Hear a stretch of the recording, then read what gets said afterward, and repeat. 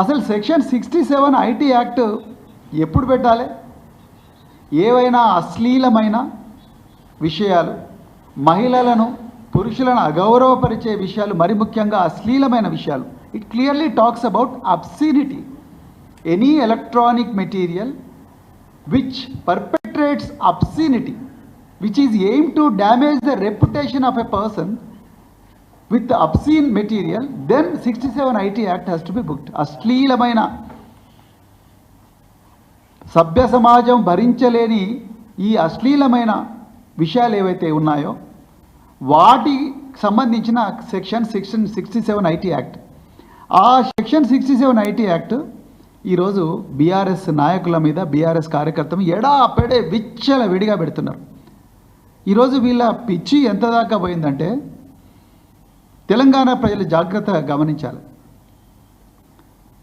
2023లో దేశంలోనే మొట్టమొదటిసారిగా కేటీఆర్ గారి ఆలోచనల మేరకు, వారి నాయకత్వంలో తెలంగాణ సైబర్ సెక్యూరిటీ బ్యూరో అనే ఒక కొత్త ఆర్గనైజేషన్ పెట్టినారు. చాలా మార్గదర్శనంతో, గొప్ప ఆలోచనతో తెలంగాణలో ప్రజలు సురక్షితంగా ఉండాలి, తెలంగాణలో పనిచేసే కంపెనీల డేటా సురక్షితంగా ఉండాలి, తెలంగాణ ప్రజల మీద ఎలాంటి సైబర్ క్రైమ్ జరగకూడదు, తెలంగాణ ప్రజలు నిరంతరం అప్రమత్తంగా ఉండాలి, తెలంగాణ మీద ఎలాంటి పాశ్చాత్య దేశం కూడా దాడి జరపకూడదు అని చెప్పి తెలంగాణ సైబర్ సెక్యూరిటీ బ్యూరో పెట్టినరు 2023లో. ఈ 2023లో పెట్టిన సైబర్ సెక్యూరిటీ బ్యూరో నా దగ్గర ఉంది, నేను క్లియర్గా ఇప్పుడు మన కళ్ళ ముందర కనిపిస్తుంది. ఈ సైబర్ సెక్యూరిటీ బ్యూరో వాళ్ళ ఎయిమ్ అండ్ ఆబ్జెక్టివ్ ఏంటి, వాళ్ళ మిషన్ ఏంటి? ఒక్కటే, ఈ తెలంగాణలో పబ్లిక్ కానీ, పబ్లిక్ ఇన్స్టిట్యూషన్స్ కానీ సైబర్ థ్రెట్స్ నుంచి కాపాడాలి. రేపు నార్త్ కొరియా నుంచో, లేకపోతే చైనా నుంచో, లేకపోతే పాకిస్తాన్ నుంచో, లేకపోతే ఇంకెక్కడో ఆఫ్రికా నుంచో మన రాష్ట్రంలో ఉండే ఐటీ కంపెనీల మీద కానీ, మన గవర్నమెంట్ మీద కానీ, national informatics centre digital infrastructure పక్కనే కూతవేటు దూరంలో ఉండే పోలీస్ కమాండ్ అండ్ కంట్రోల్ సెంటర్లోనే ఉంటుంది సైబర్ సెక్యూరిటీ బ్యూరో. ఈరోజు ఇక్కడ మనం మాట్లాడుతున్నాం, అక్కడ రేవంత్ రెడ్డి మాట్లాడుతున్నాడు.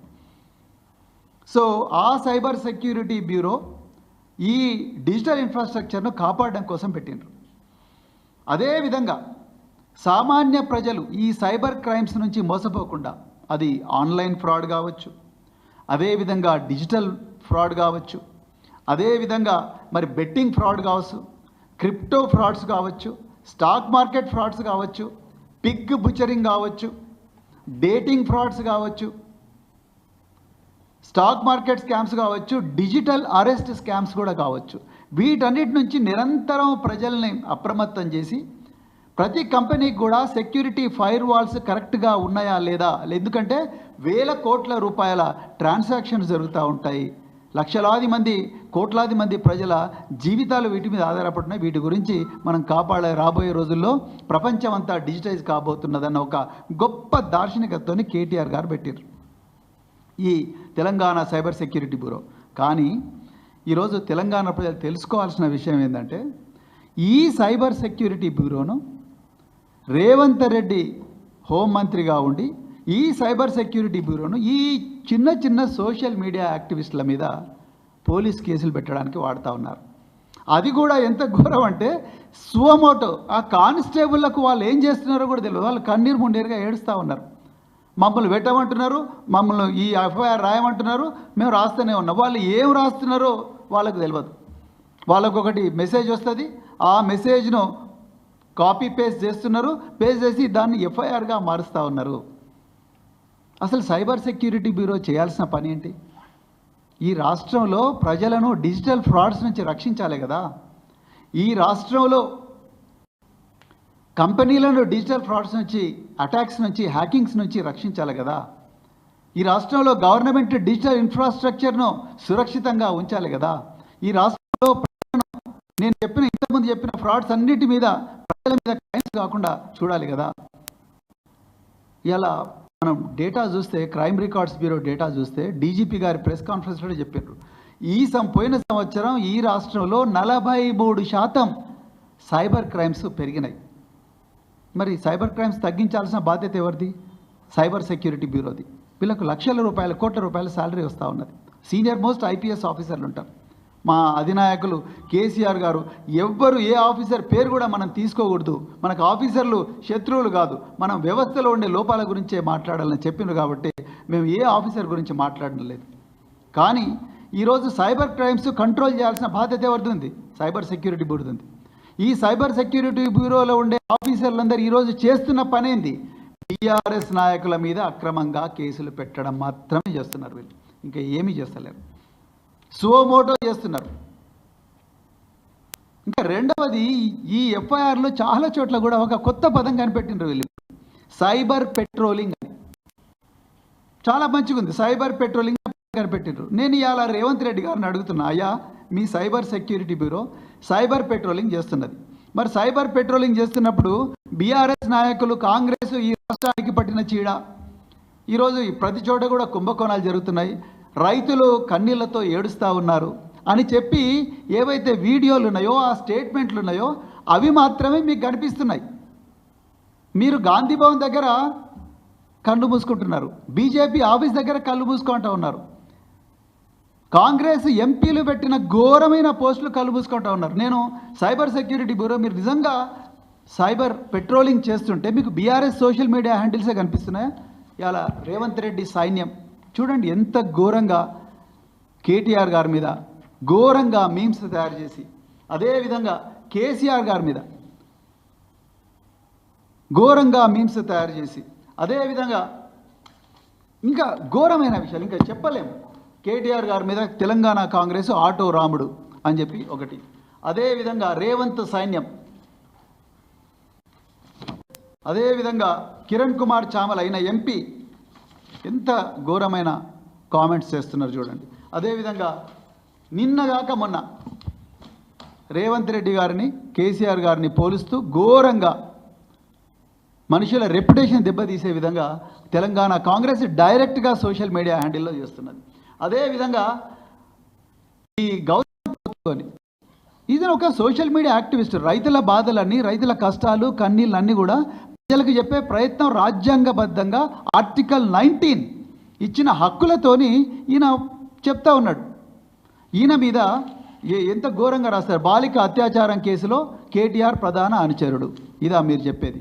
మరి వీళ్ళ మీద ఎందుకు ఎందుకు యాక్షన్ తీసుకోలేరు? Telangana Congress media social media activist కదా ఈయన, ఈ గౌతమ్ పోతగోని పోయి సైబర్ క్రైమ్ పోలీస్ స్టేషన్లో కేసు పెడితే కనీసం అక్నాలెడ్జ్మెంట్ కూడా ఇవ్వలేదు.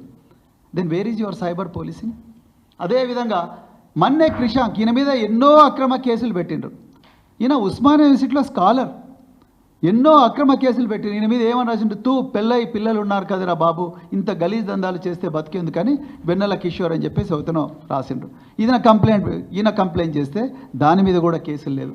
అదేవిధంగా కేసీఆర్ గారిని తెలంగాణ రావడంలో అత్యంత కీలకమైన భూమిక పోషించి తెలంగాణకు తొలి ముఖ్యమంత్రి అయిన కేసీఆర్ గారిని ఎంతో ఘోరమైన లాంగ్వేజ్తోని ఈ కాంగ్రెస్ డైరెక్ట్గా సోషల్ మీడియా హ్యాండిల్స్లో చేస్తున్నారు.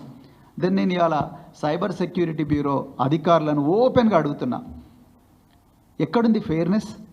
మీరు రాశారు ఇవాళ సైబర్ సెక్యూరిటీ బ్యూరో ఉన్నతాధికారి రాశారు, ఏమని రాశారు? Hour machine is to create a secure digital environment through transparent, unbiased and efficient practices supported by cutting edge technology అన్నారు. నేను అధికారులను అడుగుతా ఉన్నా, ఎక్కడుంది ట్రాన్స్పరెన్సీ? ఎక్కడ ఉంది ఇక్కడ అన్బయాస్డ్? ప్రతి క్షణం కూడా బయాసే ఉన్నది. లేకపోతే ఈ బీజేపీ సోషల్ మీడియా హ్యాండిల్స్ మీద కానీ, కాంగ్రెస్ సోషల్ మీడియా హ్యాండిల్స్ మీద కానీ, అఫీషియల్ సోషల్ మీడియా హ్యాండిల్స్ మీద కానీ ఇంతవరకు ఒక్క కేసు కూడా పెట్టలేదు కదా మీరు. మరి where is cyber patrolling? Cyber patrolling అంతా గోల్ని తెలంగాణ భవన్ మీద, తెలంగాణ భారత రాష్ట్ర సమితి కార్యకర్తల మీద వాళ్ళు స్టేటస్ పెట్టుకుంటే మీరు పోలీస్ స్టేషన్ పిలిపిస్తున్నారు, రీట్వీట్ చేస్తే పోలీస్ స్టేషన్ పిలిపిస్తున్నారు, ఫేస్బుక్ పోస్ట్ పెట్టుకుంటే పోలీస్ స్టేషన్లకు పిలిపిస్తున్నారు, 35(3) BNSS కింద బెయిల్ ఇచ్చే అవకాశం ఉన్నా కూడా పోలీస్ స్టేషన్లో పిలిపిస్తున్నారు. రాత్రి 2 గంటలకు మేజిస్ట్రేట్ ముందర ప్రొడ్యూస్ చేస్తున్నారు బెయిల్ ఇచ్చే అవకాశం ఉన్నప్పటికీ కూడా. మరి ఎక్కడుంది సైబర్ పెట్రోలింగ్? ఇదేనా సైబర్ పెట్రోలింగ్ అంటే? ఇదేనా ఫెయిర్నెస్ అంటే? ఇదేనా ఆర్టికల్ 14 రాజ్యాంగం ఇచ్చిన ఈక్వాలిటీ అంటే సమానత్వపు హక్కు, స్వేచ్ఛ, సమన్యాయం, సౌభ్రాతృత్వం, సమానత్వం అని రాజ్యాంగ పీఠికలో ఉన్నది కదా. రాజ్యాంగం పట్టుకొని తిరుగుతున్నాడు కదా రాహుల్ గాంధీ. మరి ఏమైంది? ఎక్కడ పోయింది? అంటే ఇంత కానిస్టేబుల్తో సోమోటో మీరు ఎఫ్ఐఆర్లు చేయగలిగినప్పుడు మరి వీళ్ళ మీద కూడా Telangana Congress social media handles మీద కూడా చేయాలి కదా. ఆ గౌతమ్ పోతగోన్ అంటే ఆయన ఏం పాపం చేసిండు? డైరెక్ట్గా ఆయన మీద ఒక అమ్మాయి అత్యాచారం అని చెప్పేసి అంటా ఉన్నారు. ఆయన పోయి కంప్లైంట్ ఇస్తే నా మీద ఇంత ఘోరంగా అపవాదులు వేస్తున్నారు, కంప్లైంట్ ఇస్తే మరి తీసుకుంటలేదు. Where is a fairness? ఎక్కడుంది right to equality? Article section 173 BNSS ఏం చెప్తున్నది? Every citizen has a right to have FIR registered. Lalita Kumari versus state of UP.